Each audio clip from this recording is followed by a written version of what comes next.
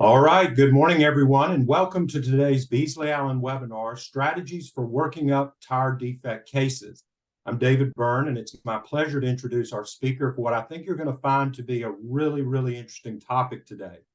My partner, Ben Baker, is going to talk with us today about the complex task of investigating and preparing tire defect cases. Ben will discuss the potential defects in medium-duty truck tires that can lead to premature and unexpected tire failures. He's also going to identify the types of experts that you need to build a strong tire case and maximize your client's compensation. So, while we're waiting on the last of our registrants to join us, let me take just a few moments to properly introduce my friend and partner, Ben Baker. For over 22 years, Ben has been a leader in Beasley Allen's personal injury and product liability section. Since joining the firm in 2001, Ben has dedicated 100% of his time and effort to protecting the rights of personal injury and product liability victims, and he's done that in some of the most catastrophic and complex cases that you'll find anywhere in the country. To date, Ben's clients have received verdicts and settlements in numerous product liability cases, resulting in multi-million-dollar recoveries in everything from defective axle cases, cab guard cases, gas tank cases, vehicle software cases, and of course, defective tire cases. Ben's also been a major leader in some of our most important professional associations. Among other things, Ben is the current president-elect for the Alabama Association of Justice. He's a member of the American Board of Trial Advocates, and he's a board member for the Alabama Civil Justice Foundation. In 2014, Ben was selected as a finalist for Public Justice's Trial Lawyer of the Year for his work in the verdict against Toyota in Bookout versus Toyota that was tried in Oklahoma City in October 2013. Here at home in Beasley Allen, Ben was honored with the firm's Product Liability Section Lawyer of the Year in 2008 and 2010, and he was our Litigator of the Year award winner in 2012 and 2014. So, needless to say, Ben is a huge asset to Beasley Allen, and we're delighted to have him here with us today. Before I turn the program over to Ben, I do need to go over a few of our CLE housekeeping notes. First, today's webinar has been approved by the Alabama and Georgia State Bars for 1 hour of CLE credit.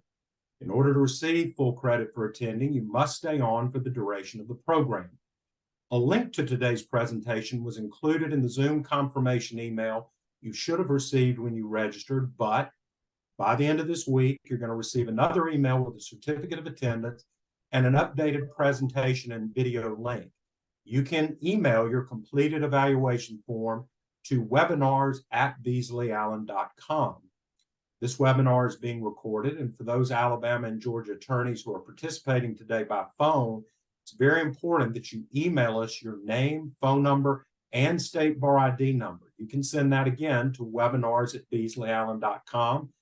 That'll help us ensure that you receive full CLE credit. Now, question that's come up recently is about your credits appearing on the Alabama State Bar website. Just a quick note, the Alabama State Bar has recently switched CLE crediting platforms, so you may not receive your credits until sometime in mid to late November, but rest assured we are taking care of that for you. Your credits will pop up, I promise, before year's end. No need to worry there. Also, be sure to check out the events page of our website, beasleyallen.com/events, as we're going to be adding more webinars throughout the year. And of course, you can go on our website anytime and pull up past webinars and receive credit for that as well. Finally, if you have questions during today's webinar, we want to encourage you to use the question and answer feature, the Q&A feature located at the bottom of your screen. We're going to set aside time at the end of Ben's program today to try and tackle all of the questions submitted by our viewers. So with all of that said, Ben, let's go ahead and get started. All right, thanks, David. What I'm going to do first is try to get my PowerPoint up so that we can talk about it. All right. So what we're going to do today is we're going to talk about working up a tire defect case. And what we're going to do is use an example of a case involving a medium-duty truck tire. and they are typically on what I call heavy-duty trucks, which can be anything from an 18-wheeler to a dump truck to a flatbed truck. And the specific case we're going to use is one that we were able to settle for $37 million. I worked this case up with a couple of other lawyers, Craig Shalaprezi and Greg Shevlin. And the way I thought we would approach it today is I would talk about our case, kind of some of the facts and investigation that we started with, move into some general issues related to tire defects, and then look specifically at the tire that was involved in this case so you can kind of see how some of the defects play out. And finally, we'll talk about some of the typical defenses that we tend to see in some of these cases. And before I get into it, one of the things you may be asking yourself is, well, I thought settlements were generally confidential. One of the things we've been doing lately with our cases, probably over the last couple of years, is we typically ask that the settlement be confidential as to the parties and as to the jurisdiction, but not the amount. And that's the kind of confidentiality we had with respect to this case.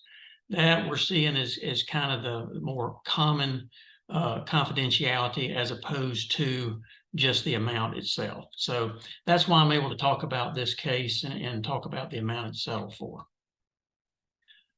So this specific case involved a dump truck similar to the one you see here. There are multiple tires on these tractors. And as you see in this one, you've got dual axles on the back. You've got 2 tires on either side. So you've got 16 tires on the back, 2 on the front. And typically what we see in the catastrophic injury cases are these type of vehicles where they have a steer tire, one on the front axle that fails. And something I want to point out, and I hope you can see my cursor, these trucks tend to be the tires here with both sides when they're inflated and they lose inflation, and we'll talk about it in a minute, but I wanted to mention it while we've got a picture up. If you catastrophically lose pressure here in a tire like this, your front end is going to drop almost a foot instantaneously.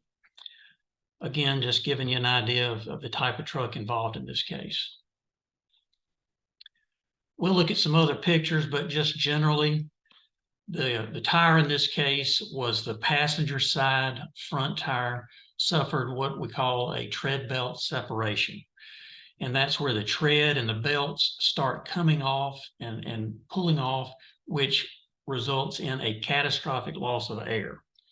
And typically what you see in any of these cases is a vehicle is going to pull to the side where you lose the air in the tire. And it's really bad with a large truck like this. This is going to be our accident scene. And what I have circled here is a tree.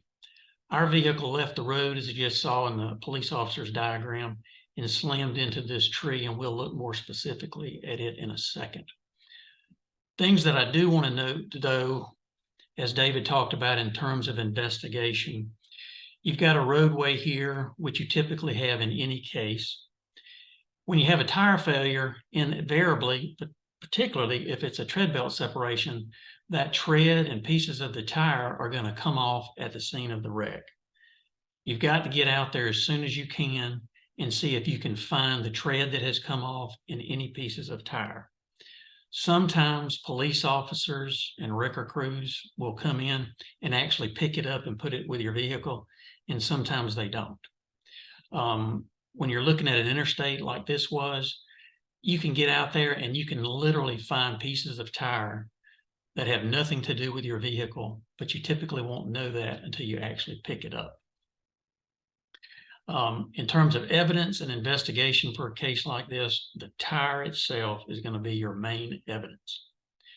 You're also going to want to look at the companion tires on the vehicle, and we'll talk about that in a minute. Again, just a picture of the scene. We were able to get photographs that were taken early enough following the wreck that you could actually see in the photographs where the truck had gone through the grass and taking its path to the tree. That becomes important later on when you're trying to reconstruct the accident. Because a number of the questions that'll come up is the path the vehicle followed, and particularly the speed that the truck was going at the time of the wreck. So when you start looking at that sort of thing, some of the experts you'll need are going to be accident reconstructionists. They've got to look at the scene. That's how this diagram was created. We had an accident reconstructionist come in, look at the physical evidence, which was partly what we see at the accident scene. And in a case like this, if you don't have good photographs that are taken soon after the accident, it may be hard to have actual physical evidence of the vehicle's path off the roadway. For this particular one, we knew he was in the outside lane based on the path that we saw in the grass. But in terms of physical evidence, there was none on the roadway to help us know exactly where the tread separation occurred. In a lot of cases, you can have evidence on the roadway that your experts are going to look at and be able to use and piece together for your vehicle track. Again, this is information you're going to want to have because, and we'll talk about it several times today, there'll be an issue of controllability that'll be discussed, and they'll want to know, why was the driver not able to control the vehicle? Why did it go off the road? And that sort of thing. This is just an overhead view of the same thing. Experts today are able to go out to scenes like this and do a really good job of cataloging the topography, either using total stations or using drones, where they can actually take pictures of very small square areas and put them all together and make it really, really look interesting.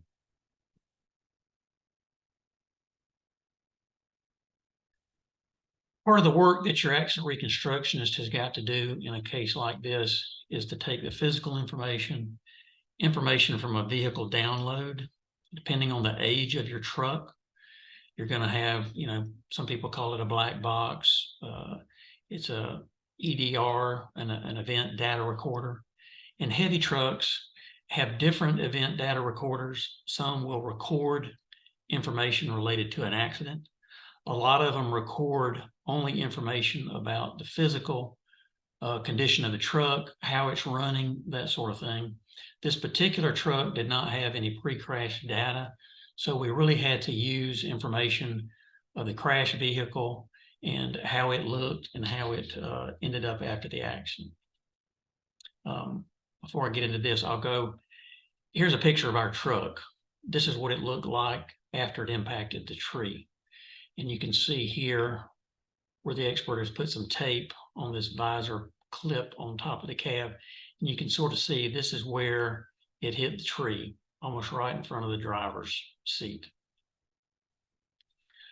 But based on the examination that was done by our accident reconstructionist, his opinions in the case were that the truck hit the tree doing 25 to 30 miles an hour.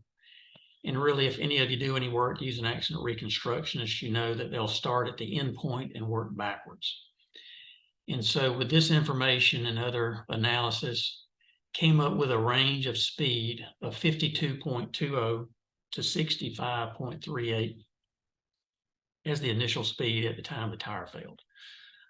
That always is important because you're looking at whether they were speeding and you're trying to determine, are they driving at a speed that's controllable. And here the speed limit on the interstate was 65. So we were within the speed limit. The driver was wearing his seatbelt. He was doing everything he was supposed to do. And again, here's our vehicle at the end of the day. Very, very bad wreck in terms of the cab. Our driver was a 30-year-old male. He was not married at the time of the accident. He suffered a traumatic brain injury. He had partial paralysis on one side, and one of his legs was amputated below the knee.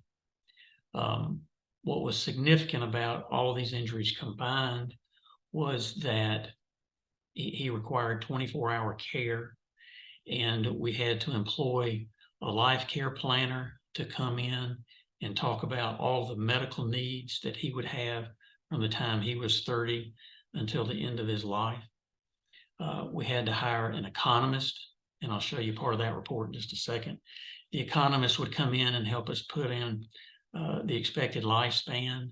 We would have medical testimony that would also address lifespan, and put together what it's going to cost to take care of this gentleman for the rest of his life with these injuries, knowing that he needs 24-hour care, and also to look at the general economics that you can put together for lost wages, that sort of thing.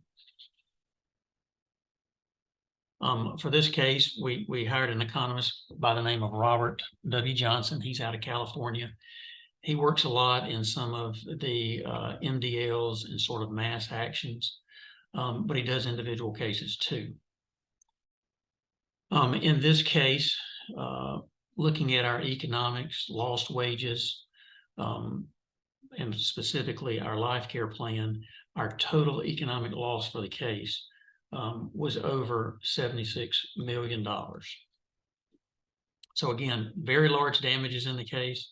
$76 million does not take into account any damages for pain and suffering, any damages for your permanent injury, anything like that. This is just your economic losses that we were able to present in the case.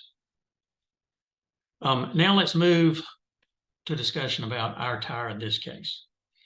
It was a tread belt separation, like I mentioned.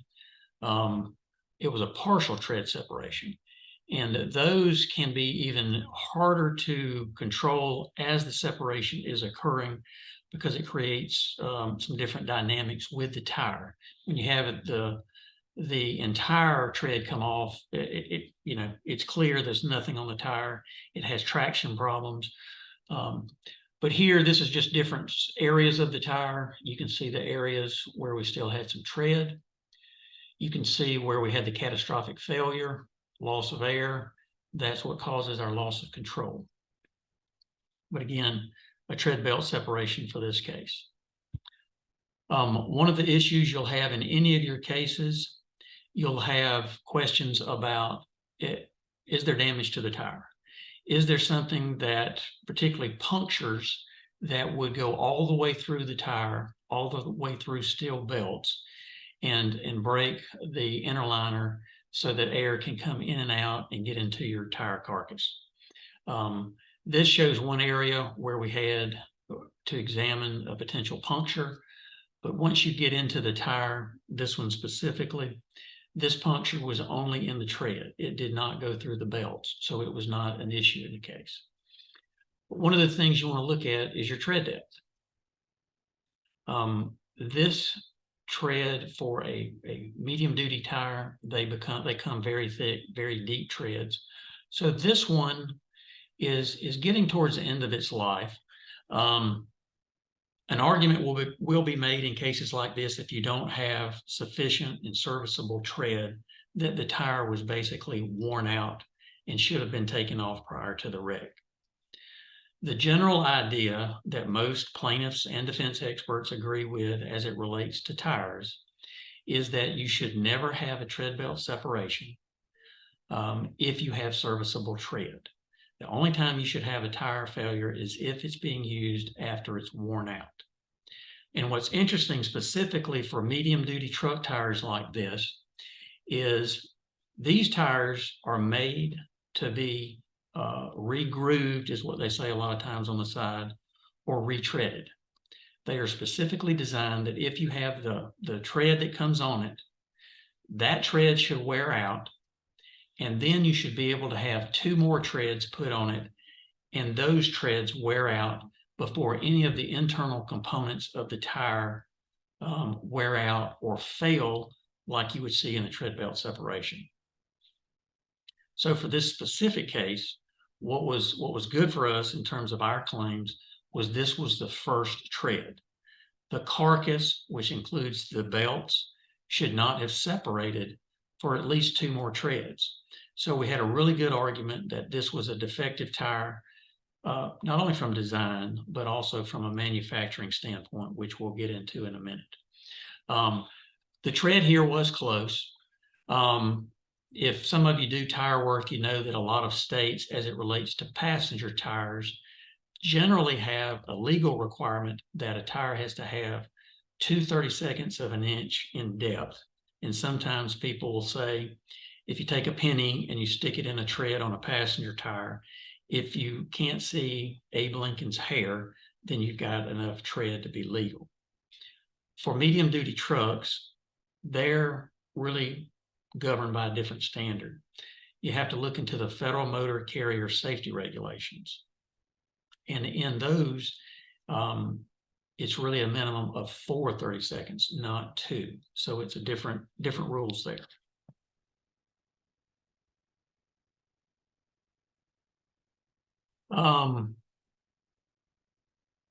Tread belt separations. This is a slide that one of our experts prepared, and it just generally describes what happens with a tread belt separation. Generally, you'll have some point, and a lot of times it's described as a crescent-shaped zone where the tire has begun to separate from the carcass. And the carcass is the middle part of the tire, where the tread belts are. The tread would be the separate part. And you can just read here, it describes how a belt will initially begin to break, and as the tire continues to rotate, that break will get worse and worse as the tire rotates, ultimately causing the flap to pull backwards away. And in a lot of the cases, you'll see damage on the outside of the body of the vehicle. Not so much in a dump truck where you don't have fenders, but in a passenger car you will. And we'll see that in a little bit. And ultimately it pulls off. And what you end up with in some cases is a complete detachment, or as in this case where you have a partial detachment. All right, one of the interesting things that tire manufacturers like to talk about, and we'll mention this several times today, is that tread belt separations and an unexpected loss of air is actually a controllable event, that there is no reason for anybody that suffers one to lose control to the extent that they're going to have a wreck. Several factors that we talk about with real world failures is most drivers, whether you're a truck driver or just driving a car, your family car, most people have never experienced a tread belt separation with a catastrophic loss of air. So you just don't know how to react or what to do. Because generally what happens, and most people agree with this, the vehicle, when it suffers that tread belt separation and loss of air, is going to handle a little bit differently than a vehicle with all good tires.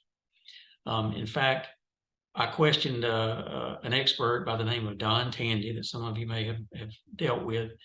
He does a lot of handling work. He does reconstruction. But he, in several cases, I've had him testify that a vehicle with a tread belt separation does not handle like a vehicle as it was intended. In other words, it's no longer performing as it was designed to perform. And I translate that into any definition that you have in just about any product's world as a defect. And you know, but he's agreed to it from a handling standpoint. So that's important to know, and important to know that defendants will often raise it as it should be a controllable event. Now, what our reconstructionist has done, specifically the one in this case, he's found some videos where dash cameras have picked up tire failures and what has happened out in the real world. And also remember, a lot of these failures, you're going to run off and out of your lane, and sometimes you hit obstacles which make it worse because you can't control it before you hit an obstacle that's outside of your lane. I'm just going to run this one and let y'all take a look at it. We're looking at this truck up here. This is a heavy duty truck up here.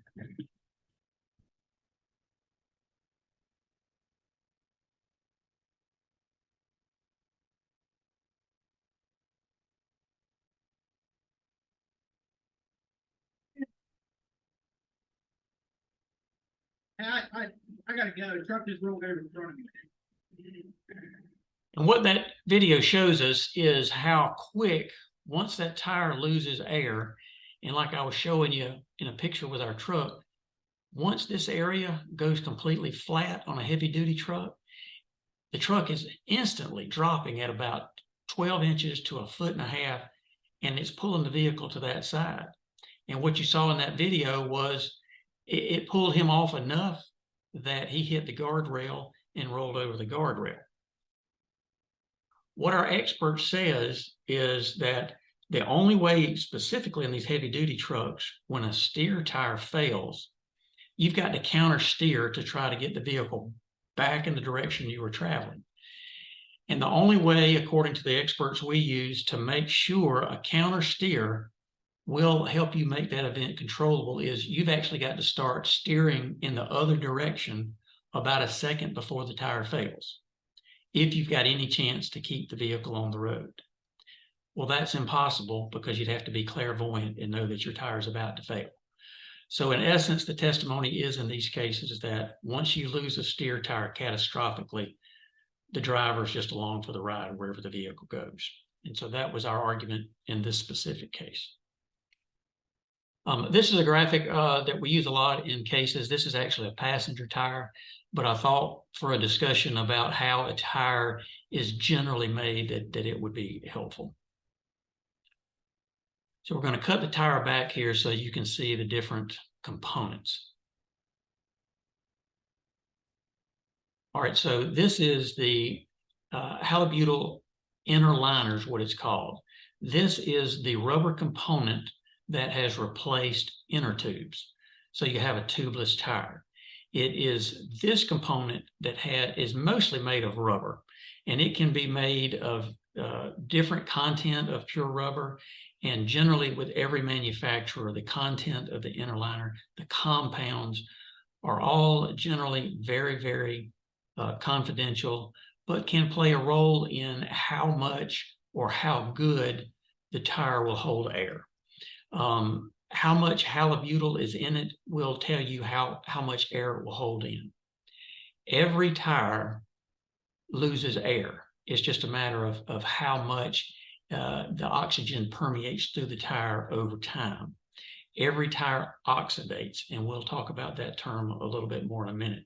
But oxidation is the reaction of the tire to the air and moisture that from the compressed air inside of it, how it works through the tire over time, and how it affects the different rubber components.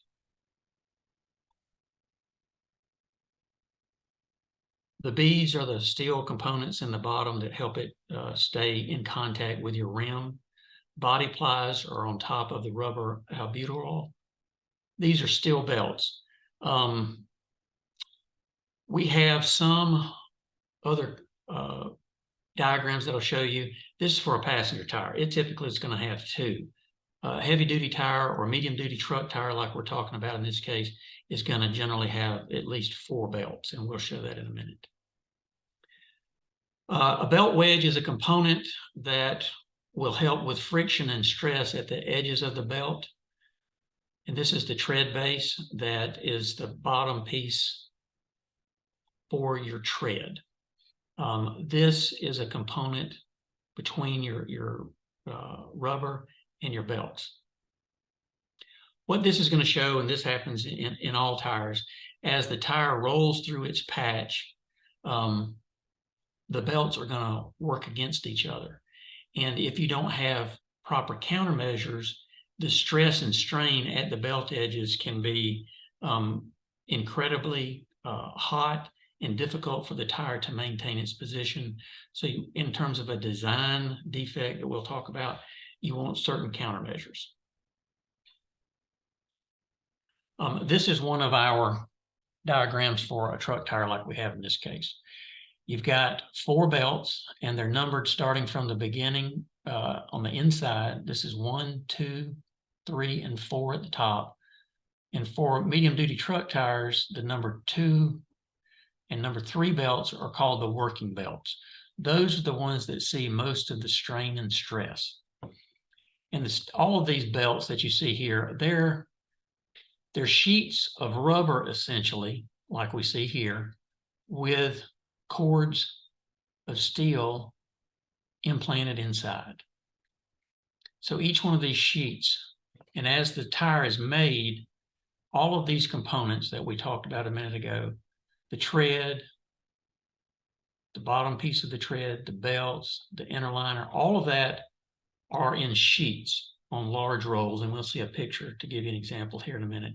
And they're all rolled onto large drums, starting from the inside, going to the outside. So the inner liner is put on first, then the other components all up to the top. And then as that drum will then compress those pieces into a round looking tire. And then that's put into a big pressure vessel where it's vulcanized. It receives heat and steam, and all the parts fuse together to make a tire.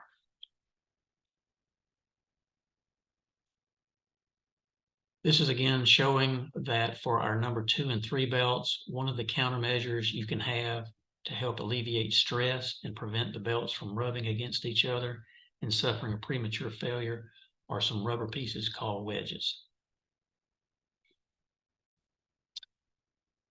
This is, again, the inner liner, which is for our specific case we're talking about today. It's very important in how it works and how its ability is to keep that moisture and air inside so that it doesn't permeate through the rest of the tire. This is a tread belt separation case. One of the things you'll want to look for in your tire cases, specifically for a tread separation, is warranty claims. Manufacturers keep up with warranty claims when tires come in and have suffered tread separations, sidewall damage, anything with a tire that has caused it not to operate like it's supposed to. But what's interesting is they're going to have documents that describe the different types of events that are covered with the warranty, that they consider to be defects that they reasonably know about and can happen, in which they will replace for free. And in a lot of these heavy duty cases, these medium duty tires for large trucks and your passenger tires, there will be documentation that says a tread belt separation is an event that we, the manufacturer, associate with defects, either in manufacturing or design, and therefore we will replace the tire for free. And that's very important in terms of establishing a defect. And so in this case, our manufacturer actually said it was a warrantable event. Design defects, you see a lot of those in passenger tire cases. The most prevalent you see in, or that I've seen, I should say rather, in these medium duty tires are manufacturing defects. So we're going to spend more time talking about manufacturing defects. One of the things that you can see in a design case is the lack of countermeasures. One of those countermeasures are these rubber wedges that we've talked about. And if they don't have them and it causes premature failure, that could be a design defect. Your inner liner. The composition of the inner liner and its ability to resist tire or air permeation throughout the tire could become an issue. The compounds used, how much of the compounds are used, could become a design issue. Another thing that could become a design issue is whether the tire uses nylon. Right here you see a piece that's called a nylon cap ply. In some tires, nylon is used specifically so as the tire rotates through its use, the nylon actually, as it heats up, pulls together. So it pulls the tire in to hold it all the components together, specifically the belts. There are a lot of tires that have not used this technology, but it's a very good countermeasure for a tread belt separation defect.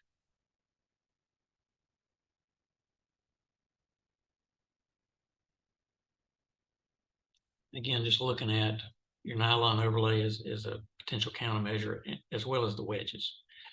And you'll have to work with your tire design expert to look at the specific tire you have. Your manufacturer is going to be able to provide you with tire specifications that specifically detail what countermeasures are in the tire, if any, the thickness of belts, the thickness of nylon if it's used. All of the components will be called out by tire manufacturers. They're highly competitive, and everybody uses different sizes, shapes of these components. So you'll have to argue over a protective order to keep all of that information confidential, but it's important to have so that your engineer will know what they're looking at. And one of the things that will occur when you're looking at the tire is you'll come in, and we'll see them in a minute. For your failed tire, you'll want to run x-rays. You run those to see if the x-ray shows not only in the carcass, but also in the tread belt that's left over, the tread piece. If it has belts left in it, you'll want to x-ray it so that you can see your belts, see some of the construction to see if it meets the specifications or not. The companion tires that I mentioned earlier, those are the tires that are left on the vehicle after the accident. In this specific case that we're talking about today, we had this dump truck, had one of the steer tires fail, and the other side also had a steer tire, which was the same brand tire, made about the same time. You can take those tires, you can x-ray them. You also do what's called shearography. Shearography can show and demonstrate whether companion tires are suffering internal belt separations, but have not yet reached the point where they catastrophically fail. In this case, our companion tire, when we did the shear, showed pockets where the belts had already started to separate, but just had not gotten to the point of a catastrophic failure. That's evidence that your defects exist and that the catastrophic failure you say occurred in yours you can see it in a companion tire. This is an actual medium duty tire. You can see it with our 4 belts. This one shows belt wraps or gum strips, wedges on the working belts.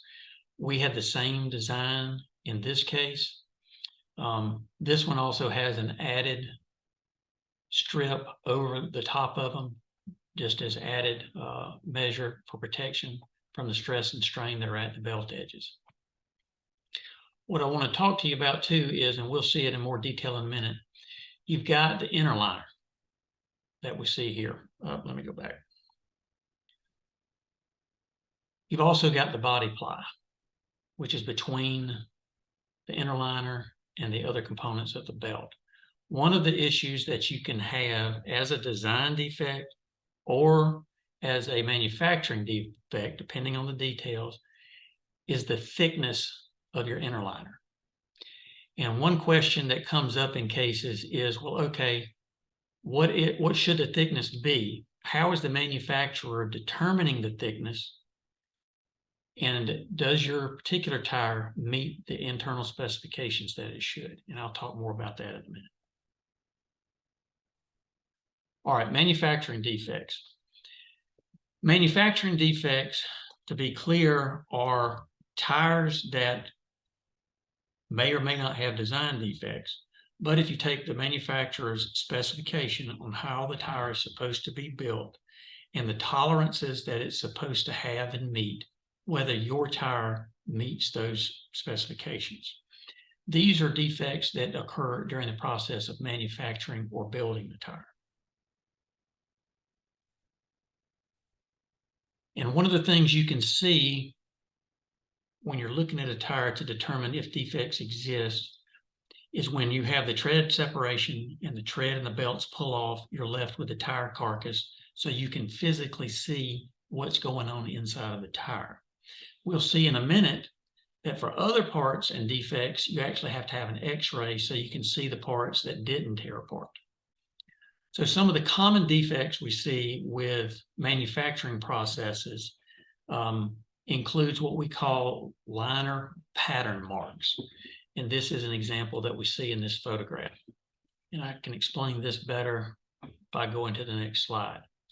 So the rubber pieces, these are the rolls of, say, your belts or other parts that are pulled off in sheets and put onto the drums as you manufacture the tires.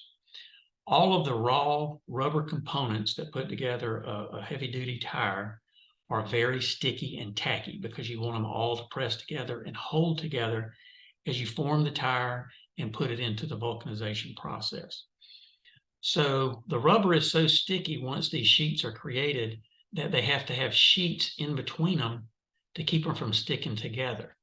And as you roll them off the individual liner sheets, typically those sheets leave a pattern on the back or front of your rubber. And that becomes important when you're looking at your tire that has failed. And this is a different type of liner separator, but you can see the pattern that it would leave and impart to the soft and sticky rubber. So when you start looking at tires, you can find in some tires that liner pattern mark. And what that tells the expert and tells you as a lawyer is the tire, when it goes through the vulcanization process, is supposed to be heated to a significant enough temperature, and it's supposed to remain at that temperature for a long enough period of time so that chemical reactions can happen in all the rubber components so that they, in essence, fuse and meld together. If they don't meld together, then you can have parts and spots in the tire where there's not good adhesion between the parts. And so as the tire gets put into service and gets weight put on it, gets stress and strain put on it, those weakened areas, and that's what's important about liner pattern marks, that means the pockets here where the pattern is, those parts never fused, only the outer parts. So you have a number of areas in this tire where there was no adhesion, and that creates a weak area in the tire. What's significant about the weak points in the tire is that typically no one small area like this is going to cause a catastrophic tire failure while the tire is in use. But as we go through and we'll look at the tire in our case, these are just general examples that I'm showing you now. They're going to have multiple defects. And the cumulative effect of all these multiple manufacturing and design defects are going to create a tire that probably doesn't have enough countermeasures to withstand all those multiple defects so that they combine to create a situation and conditions that cause a catastrophic failure. Again, just good examples of the liner pattern marks. And one of the important things to ask for in discovery when you have a case like this, if liner pattern marks are going to be an issue, is ask for a sample of the material that is used at the manufacturing plant so that you can try to see and match up the pattern. In the specific case we have here, we were told that they no longer use the same type of material as when they manufactured our tire. Another important thing you're going to want to do if you've got manufacturing defects throughout the discovery of your case is to ask to have your expert go to the tire manufacturing facility where your tire was made and have them have the opportunity to walk through the plant and watch the process and see how tires were made. We have experts who have gone through plants and have actually watched tire makers in the plants while he's there make mistakes and errors in manufacturing that didn't meet specifications, which helps in making the argument that there's a systemic problem in the manufacturing process that is leading to tire manufacturing defects. Interestingly enough, the argument is that you have these manufacturing defects, and when they get out into the field, they get out to customers because there's a lack of quality control at the plant. Every manufacturer is going to have some quality control process that they go through, and they will keep records. and they inevitably will have tires that didn't make it through their inspection process, and they will keep records, and they will tell you why tires are not making it through their inspection process. And that will help you to see if any of the defects that you see in your tire are actually being seen by the inspectors at the plant and rejecting tires for the same sort of defects.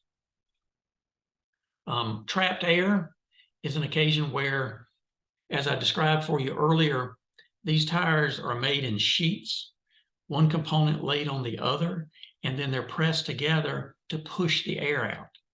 And if the air is not pushed out in certain spots, it's going to create places where you don't have adhesion of the components.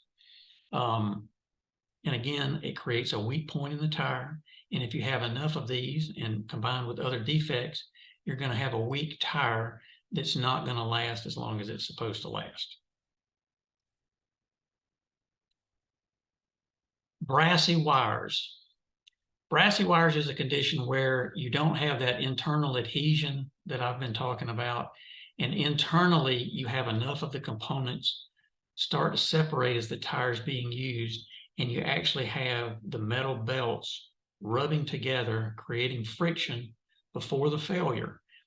And the friction is enough that the belts have been rubbing together for an extended period of time where they actually shine up and create what experts like to call brassy wires. This is a picture of a cracked interliner splice.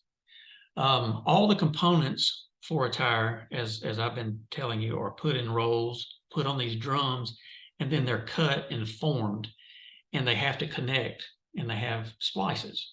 And the splices, there'll be specifications on how they're supposed to be connected and put together. And if they're not put together right, you can have a crack. And when you have that crack, when the tire has compressed air put in it, it's going to be forcing air and moisture into the other components of the tire, causing the wear and degradation of the components to accelerate and result in a premature failure. I've got several slides here for belts, so let me talk about those generally. I've mentioned earlier about getting the tires x-rayed. Belt anomalies, we've got in a medium duty tire, you've got 4 belts stacked on top of each other. And as you could see in the diagrams we looked at earlier, they all sit on top of each other, and they all have certain set-offs from the belt below it as you go up to the number 4 belt. All of those are called out by specification. And so the guy who's pulling all these parts onto the drum as he's putting the tire together is supposed to have those belts line up in a specific way. And they line up in a specific way because that helps the tire as it's being used to handle and manage the stress and strain that the tire sees as it goes through its revolutions in use. If the belts are not put on correctly, then you're going to see too much stress and strain in the belt, and you're going to see an early failure that was not intended. So here, you can see the bottom belt, and you can see that the alignment is different on the different edges. That's an improper alignment. And that's going to be one of the things your expert is going to point to as a problem. This is another one where you have offset belts. Down here, you can actually see that the belt is offset because you can see the belt underneath. But up here, they're stacked one on top of the other. And so without that offset, it's not meeting the specification or the design intent for being able to handle the stress and strain of the tire. This is an overlap splice. Again, where I mentioned the sheets are put together and spliced together, this specific splice did not quite come together. So you have a large gap between the wires. And so that creates, again, an area of undue and unintended stress. You can also have foreign material. Obviously, we have a piece of wood here. Every tire is built by hand. Whatever's going on in the area, if the tire builder is kicking up dust, kicking up dirt, if he hasn't cleaned his area, you can have things that end up inside the tire, just like you see here, and you're going to have a lack of adhesion. You're going to have a problem.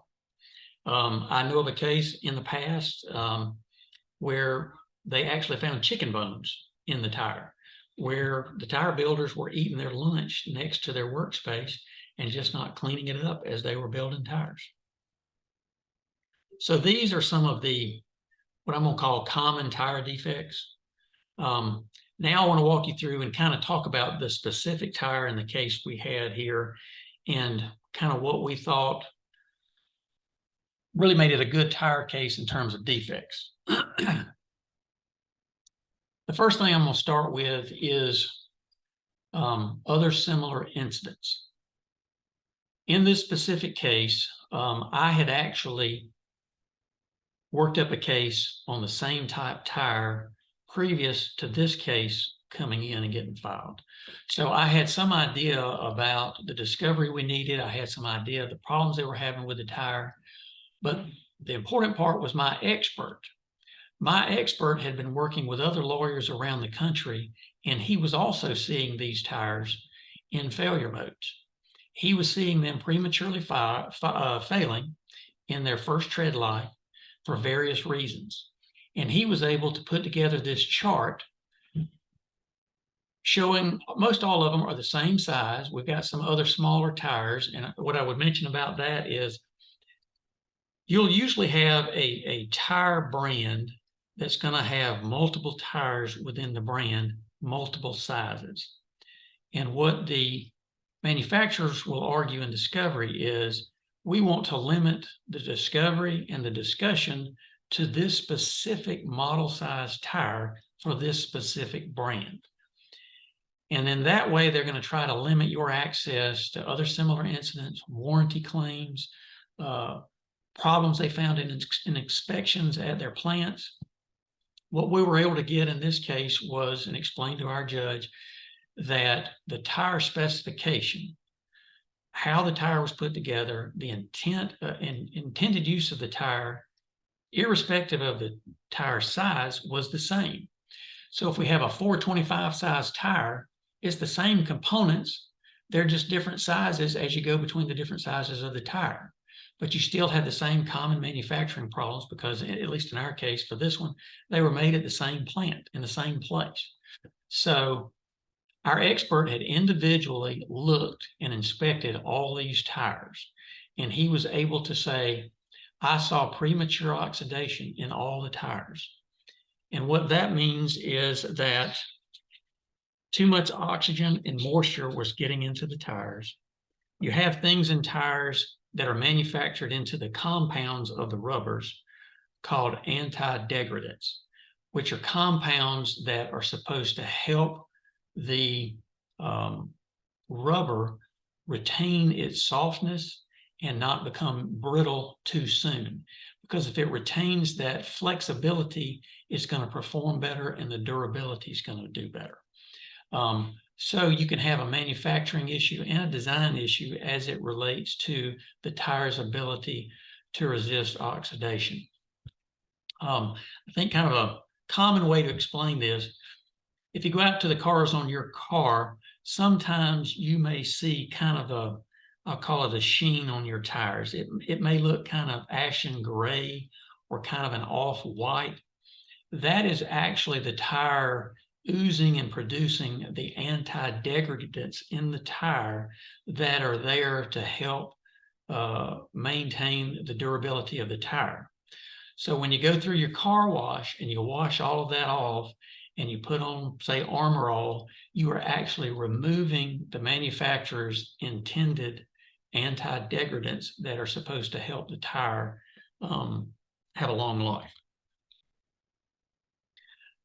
The tires we were able to see, most all of them had liner pattern marks. They had trapped air, and they had belting defects. One of the things you'll want to get to is almost every manufacturer will have some list or some document that describes what they see and what they describe to be manufacturing defects and what the tolerances are for each of those. For example, using belting defects.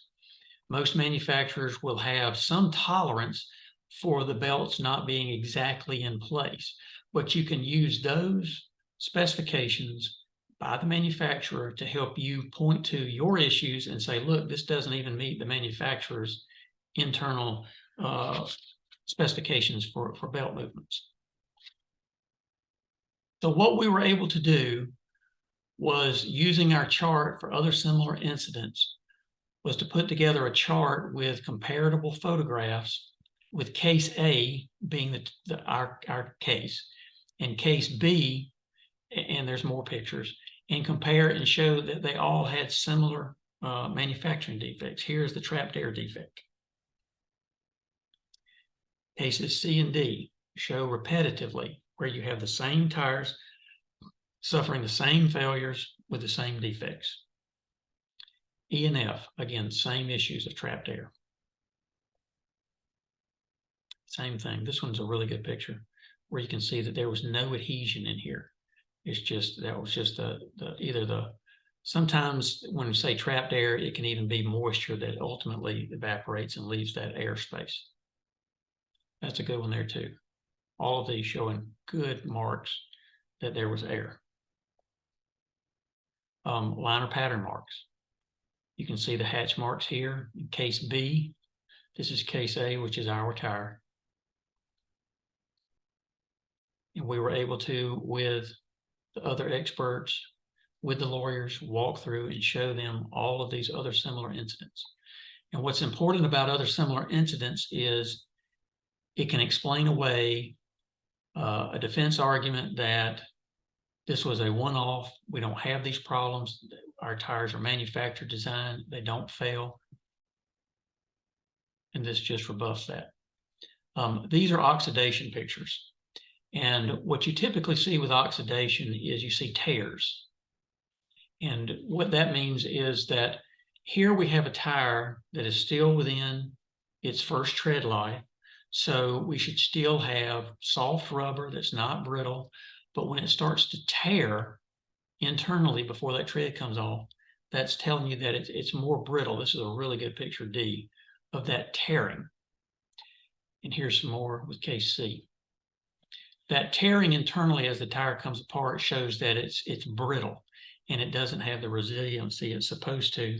So the oxidation has really been working on the tire. Again, just more examples that we were able to show in this case.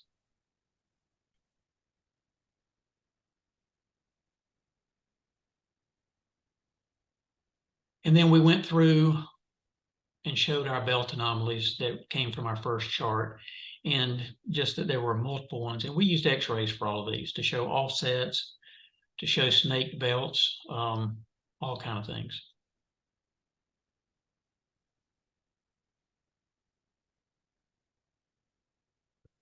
All right, I know we're running out of time, but one thing I want to get to and tell you about was the inner liner thickness of this tire. There was a recall, but not on our tire, another group of tires.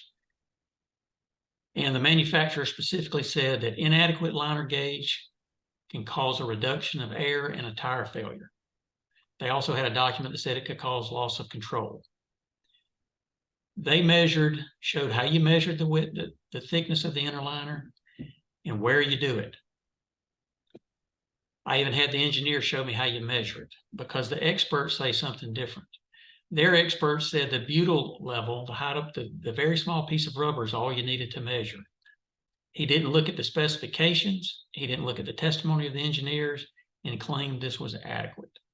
So this was really the jet engine on this bicycle that made this a great claim, was the prior recall, the lack of inner liner thickness, and that caused this tire to fail. Impact damage is a typical defense. I won't go through the video, but also vehicle handling, that you should be able to control it. I'll show this one real quick. This is Don Tandy. He's prepared a tire to separate. He claims vehicles are controllable. He knows this is going to happen. Just watch the vehicle.